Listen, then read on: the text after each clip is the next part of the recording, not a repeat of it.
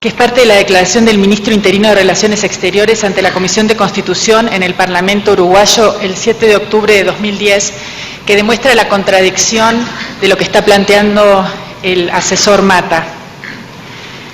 El Ejecutivo plantea ante el Parlamento uruguayo, y cito textual, es decir, en el estado actual de la causa, refiriéndose a la causa de María Claudia García, existe la posibilidad de que sea revertido el dictamen actual del Poder Ejecutivo, declarando no amparada en la ley esta causa.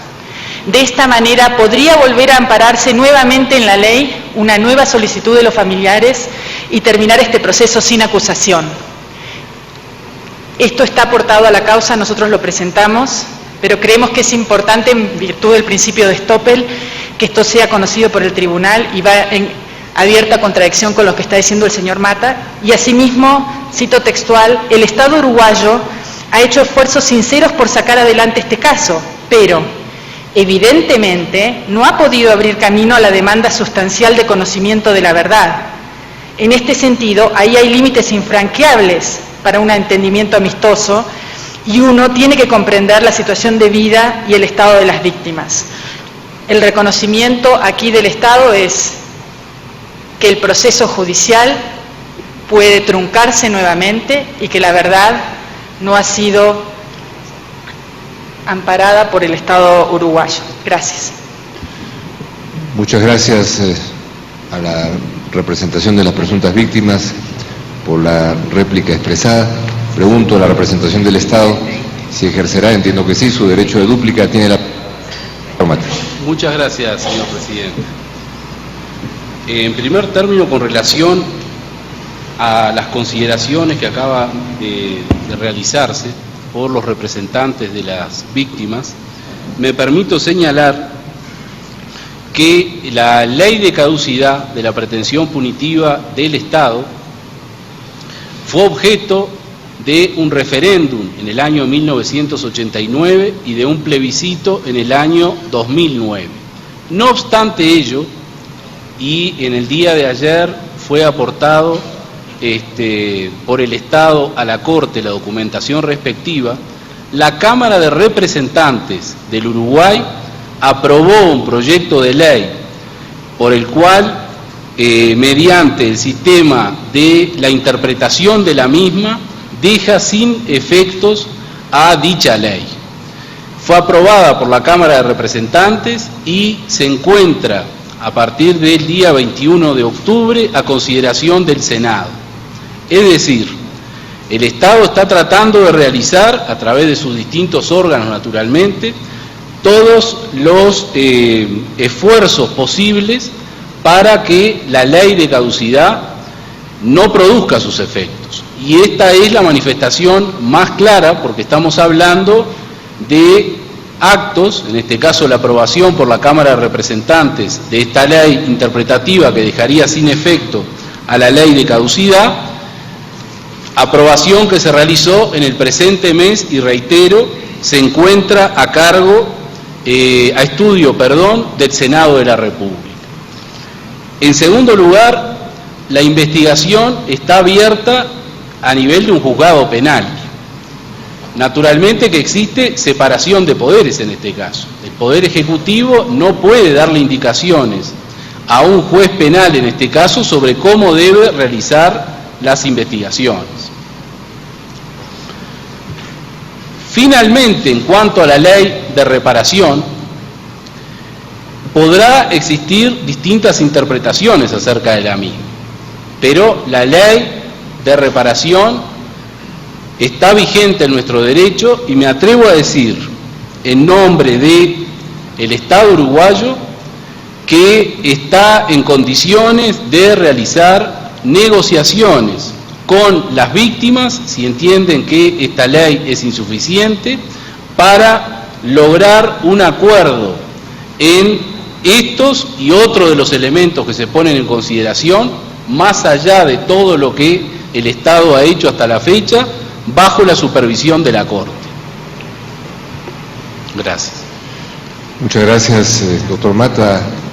Ha concluido la presentación de los alegatos orales por la representación de las presuntas víctimas y el Estado, y correspondería ahora, como conclusión de las exposiciones que escucharemos esta mañana, que la Comisión Interamericana de Derechos Humanos presente sus observaciones finales sobre el fondo y las reparaciones en este caso. Ya hemos escuchado ayer la sustentación de por qué se presentó el caso ante la Corte, y ahora tendremos el gusto de escuchar a la representación de la Comisión. Señora comisionada, tiene usted la palabra.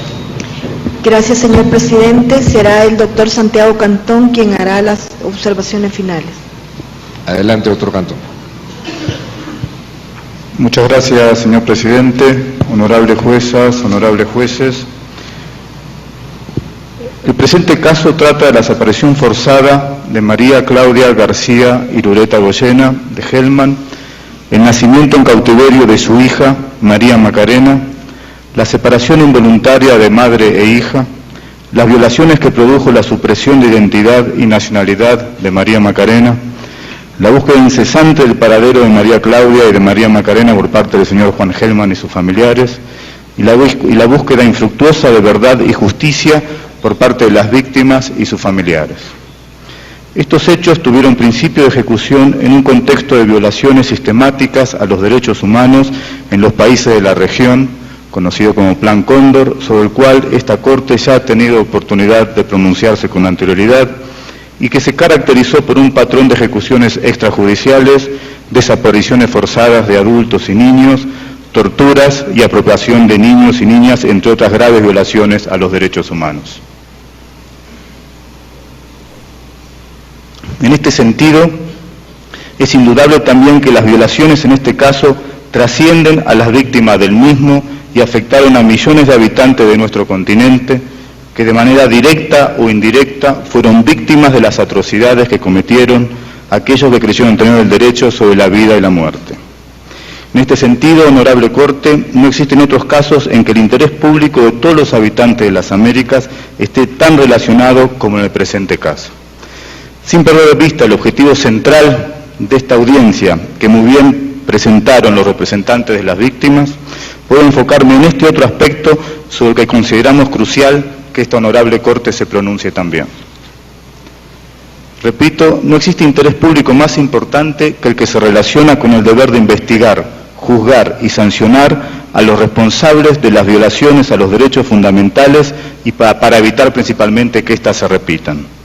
Pero no solo es importante en razón de las violaciones a los derechos humanos fundamentales, como la desaparición forzada, ejecuciones extrajudiciales y tortura.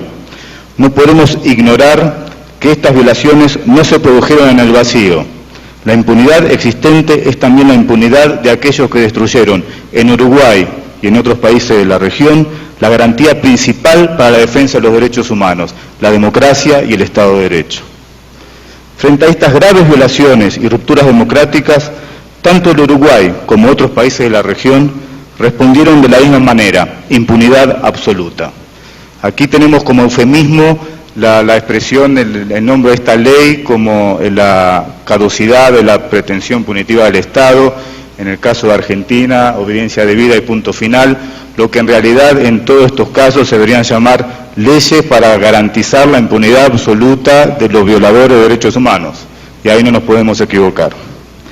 Y eso está también claramente demostrado, como mencionó ayer la perita, con respecto a de qué manera se gestionaron estas leyes. En todos los casos, en la mayoría de los casos de la región, las leyes de amnistía se gestionaron inmediatamente después de acciones concretas por estamentos principalmente militares, pero con apoyo también de civiles, para evitar que vayan a juicio los responsables de violaciones a los derechos humanos. Ayer lo dijo la perita en el caso de Uruguay. Ese fue el caso de Perú, que esta Corte pudo ver en el caso de Barrios Altos, cuando se estaba por indagar a los responsables de las violaciones a los derechos humanos en Perú, se sancionó la ley de amnistía. Ese fue el caso de Argentina, cuando luego en un levantamiento militar se sancionó la ley de amnistía. Ese fue el caso de El Salvador, cuando luego de que Naciones Unidas ordenó la investigación de las violaciones a los derechos humanos, se sancionó la ley de amnistía. Entonces está claramente que el único objetivo de estas leyes era lograr la impunidad de los asesinos y torturadores de miles de habitantes de nuestros países en el hemisferio. Esta honorable Corte ya ha tenido la oportunidad de referirse a la incompatibilidad de estas leyes con la Convención Americana en los casos Barrios Altos, La Cantuta y Almonacid. No existe ninguna diferencia en este caso para modificar esa jurisprudencia constante del sistema interamericano. Por el contrario, además de sostener la jurisprudencia pacífica sobre la incompatibilidad de estas leyes con la Convención Americana, esta honorable Corte tiene la posibilidad de pronunciarse y fortalecer aún más esta jurisprudencia.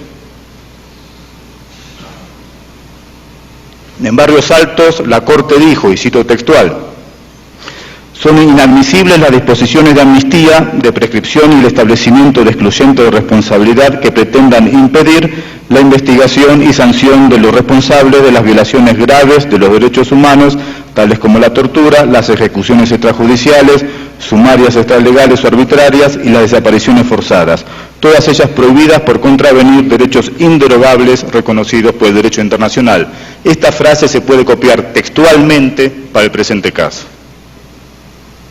El dilema que en este caso se ha planteado, al igual que en casos anteriores ante esta honorable Corte, es cómo se hace para dejar sin efecto estas leyes. Y aquí es importante que la honorable Corte se pronuncie con indicaciones más precisas sobre el mecanismo que debe ser seguido por parte del Estado para dejar sin efecto la ley de amnistía.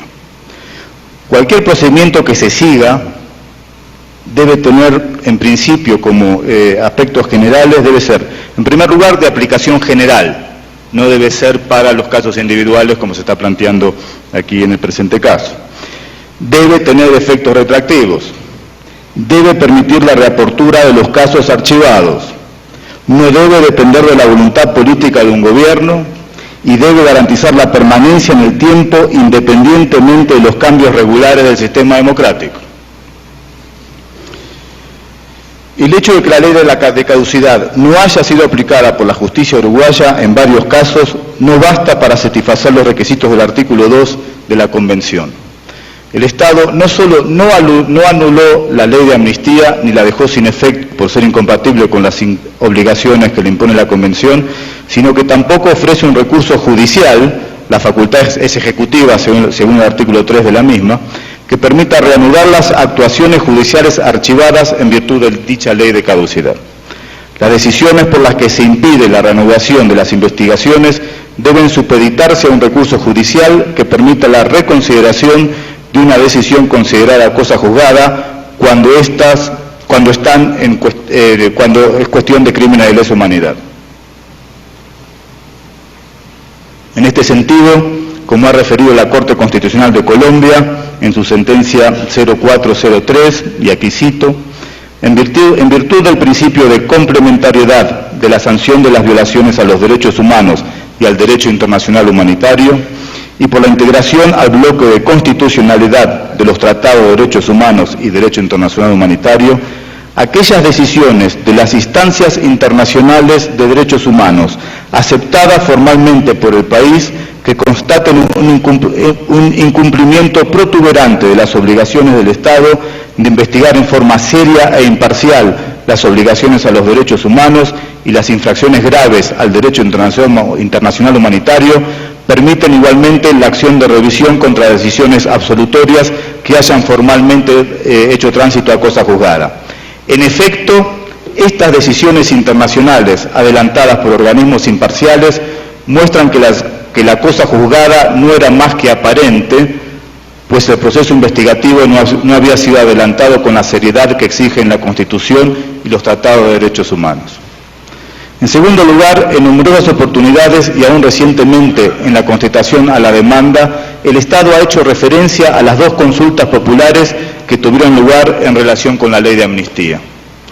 La Comisión considera que precisamente los numerosos planteamientos del Estado en relación con la consulta popular y sus características hace que se torne fundamental que este tribunal aproveche esta oportunidad para referirse a la limitación general que prohíbe iniciativas populares contrarias a normas internacionales del jus cogens y establezca claramente que estos derechos se encuentran fuera del ámbito de la democracia directa. La soberanía popular no puede ir en contra de las obligaciones internacionales en materia de derechos humanos.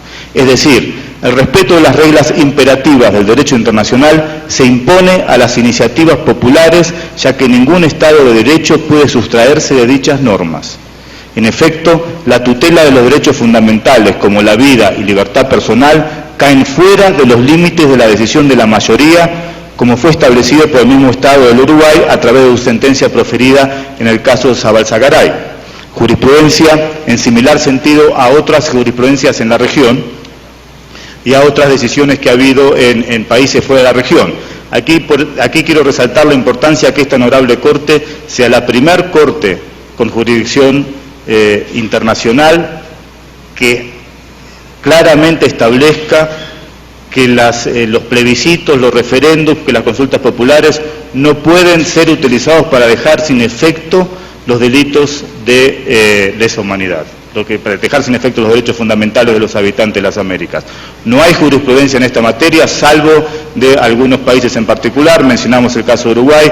En Costa Rica hubo una jurisprudencia similar. Suiza, un país con una larga trayectoria de democracia directa, tomó la decisión de que los derechos fundamentales no pueden ser parte de la democracia directa.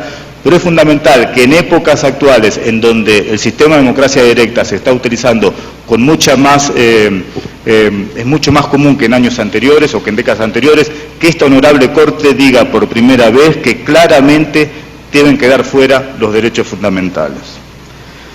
Otro aspecto de suma importancia que fue planteado el día de ayer por la perito y sobre el cual es fundamental que esta Corte se pronuncie claramente es el relacionado con la posibilidad de que opere la prescripción el 1 de noviembre del 2011. Honorable Corte, en 1976 en Uruguay, el Uruguay estaba regido por un gobierno militar, había aproximadamente 6.000 presos políticos y más de 100 personas habían desaparecido. En consecuencia, aplicando el razonamiento de la Corte en el caso Almonacid, existen pruebas suficientes para afirmar que lo sucedido a María Claudia, a mano del agente del Estado, que la tenían bajo custodia en el contexto de una política estatal que apuntaba a sectores de la población, era un delito de lesa humanidad y como tal no opera la prescripción, pero es fundamental que esta Corte lo diga claramente. Asimismo, la Comisión enfatiza la importancia de reiterar la necesidad de que exista un control de convencionalidad, como lo manifestó la Corte también en el caso Almonacid.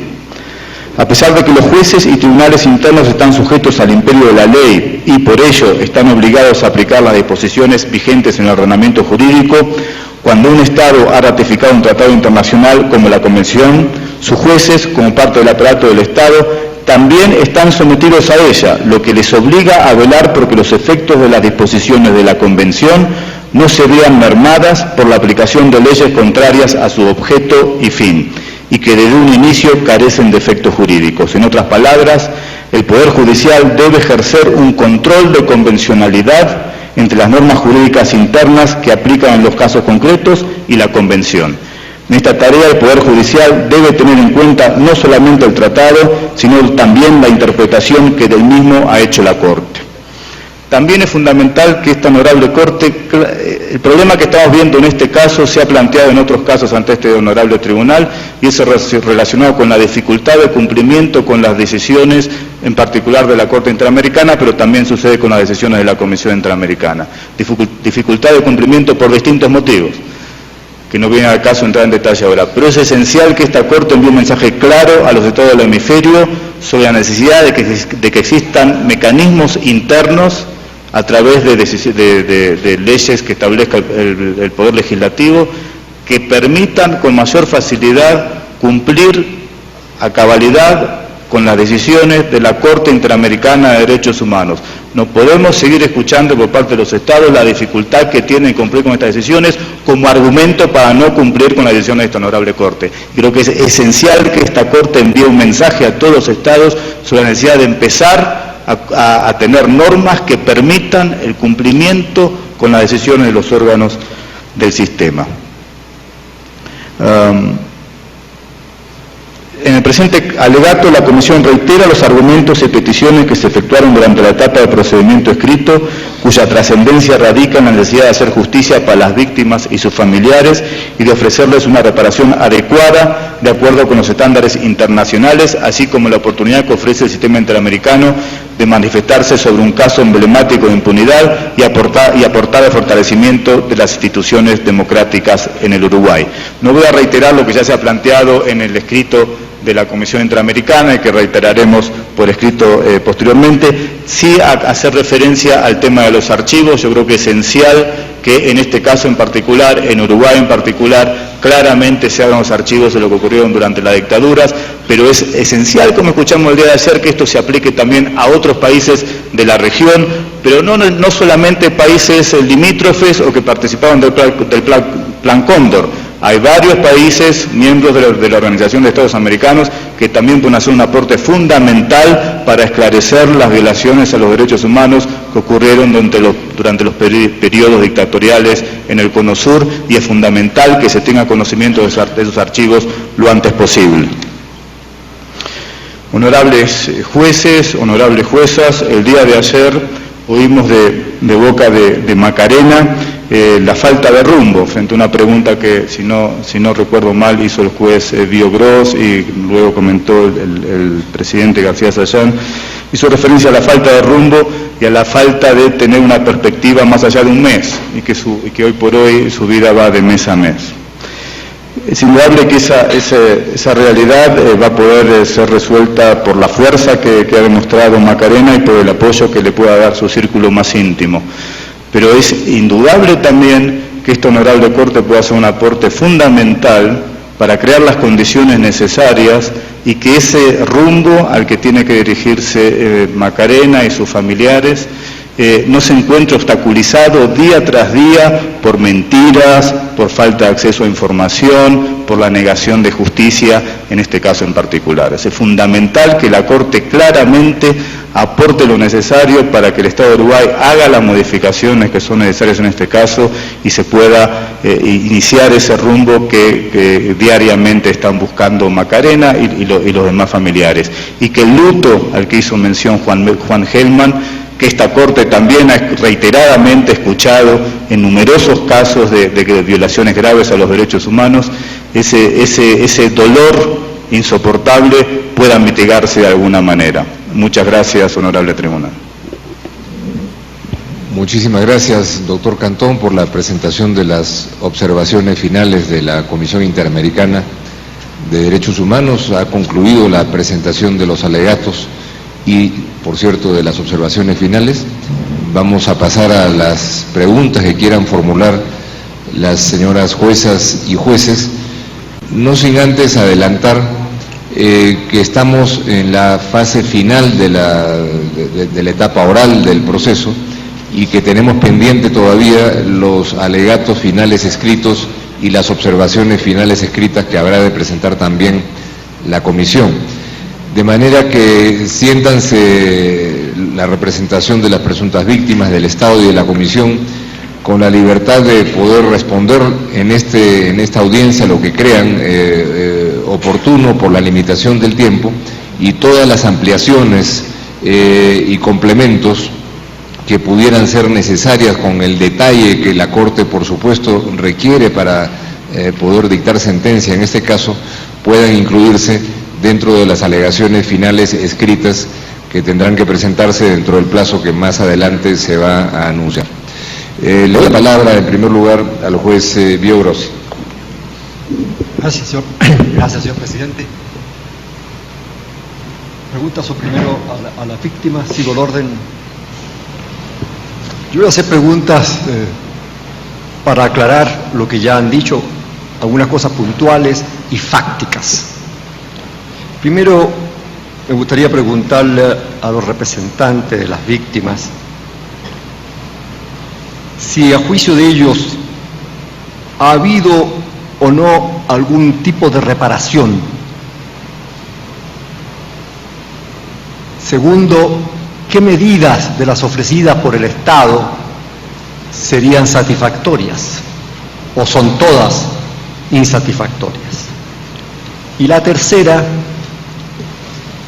se solicita, ¿no es cierto?, que se haga una investigación seria, imparcial, oportuna, etcétera, sobre los hechos, y hay una causa abierta. ¿Qué sucede con esa causa? ¿Cuál es la opinión? ¿Qué se debe hacer desde el punto de la perspectiva internacional respecto de esa causa? ¿Cuál es?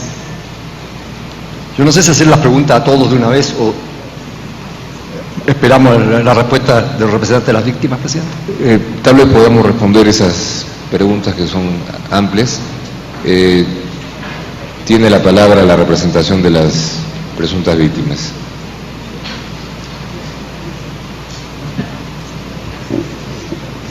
Doctora Toca. Gracias. Respecto de si a juicio nuestro ha habido o no algún tipo de reparación para las víctimas que representamos, creo que lo más claro es rescatar las palabras de las propias víctimas que expresaron ayer ante la Corte, que ellas no se sienten reparadas y que por eso están ante esta Corte. Nosotros en el escrito de solicitudes, argumentos y pruebas hicimos una lista que la gente del Estado generosamente leyó hoy respecto de lo que entendemos, y es una comprensión de esta representación que obviamente recoge la voluntad de las víctimas que representamos, de cuáles serían las medidas reparatorias de las violaciones de hecho y de derecho que denunciamos en esta causa. Respecto de investigación seria e imparcial, aclarar que lo que está abierto es una investigación después de la tercera vez que los familiares solicitaron la apertura de la investigación, que es esta investigación que está abierta en el año 2008. Es una investigación presumarial, o sea que ni siquiera es un sumario, y nosotros hemos alegado en nuestro escrito de solicitudes, argumentos y pruebas la falta de debida diligencia en la investigación por parte del Estado respecto de cómo se está llevando ese presumario, y solicitamos también a la Corte que le pidiera al Estado que presentara las copias íntegras de la investigación, porque nosotros tuvimos limitaciones de acceso para obtener las copias. Entonces ni nosotros ni las víctimas pueden acceder a la totalidad de la actuación judicial, presumarial.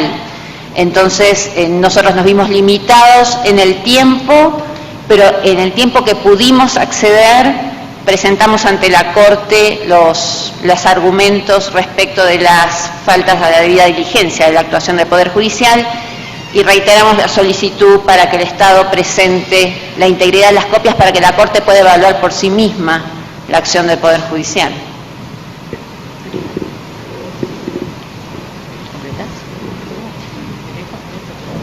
Eso sería todo. En todo caso, como ya lo hemos adelantado, pueden ampliar posteriormente los alegatos escritos. Sigue en el uso de la palabra el juez Villagrossi. Sí. Complementando lo que acaba de decir el presidente, me gustaría en particular que se precisara exactamente qué podría hacer un tribunal internacional respecto de una gestión específica de un tribunal interno. Lo hacen en los alegatos escritos, por favor. Me gustaría preguntarle a los representantes del Estado. Tengo también 3 preguntas vinculadas entre sí. La primera sobre el reconocimiento que el Estado ha hecho, dice el Estado, de violación de los derechos humanos ocurridas durante la época que indica.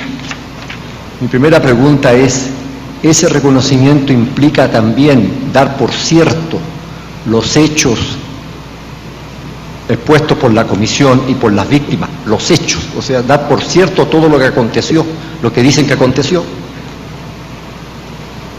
Mi segunda pregunta se refiere a que el Estado hace una clara distinción entre esa época de la dictadura y la época democrática, y señala que, si mal no equivoco, no ha sido omiso. ¿Quiere decir eso que el Estado cree que ha habido la debida diligencia, en especial en impartir justicia en este caso, que ha sido oportuna?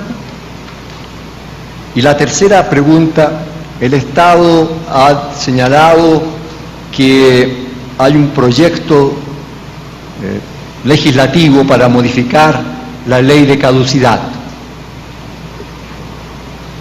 No sabemos lo que va a ocurrir con esa ley, obviamente, no podemos pedirle seguridad de que sea modificada, derogada o interpretada en un sentido o en otro. Pero esta afirmación del Estado, que indica que está esta iniciativa, significa que para el Estado la ley de caducidad es ilegítima.